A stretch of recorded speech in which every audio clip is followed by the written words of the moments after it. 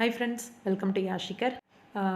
எதிர்பார்க்காத ஒரு விஷயம் என்னென்னா, ரீசெண்டான டேஸில் வந்து டிஆர்பி குறையும் போதே கொஞ்சம் டவுட் இருந்துட்டு தான் இருந்துச்சு, சீரியலோட டைமிங் மாற்றுவாங்களோ அப்படின்னு சொல்லிட்டு.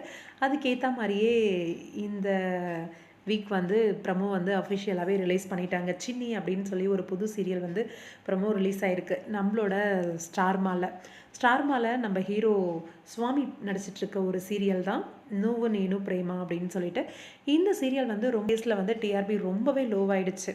டிஆர்பி குறையவும் சேனல் வந்து அவங்களுக்கு டிஆர்பி தான் முக்கியம். ஆல்ரெடி 12 மணி ஸ்லாட்டில் வந்து சூப்பர் ஹிட் டிஆர்பி வாங்கியிருந்தாங்க.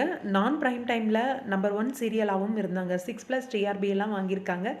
இந்த டிஆர்பியை பார்த்து தான் நல்ல டிஆர்பியாக இருக்கே அப்படின்னு சொல்லி 7 o'clock டைம் ஸ்லாட்டில் வந்து போட்டுட்டு இருந்தாங்க.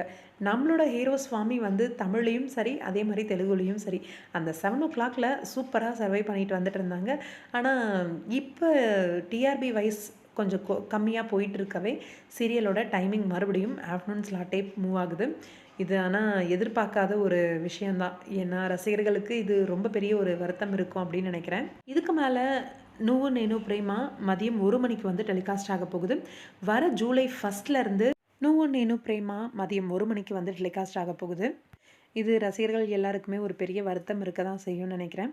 பார்க்கலாம், ஆஃப்டர்நூன் ஸ்லாட்லேயும் நல்ல பெர்ஃபார்மன்ஸை கொடுப்பாங்க அப்படின்னு எதிர்பார்ப்போம்.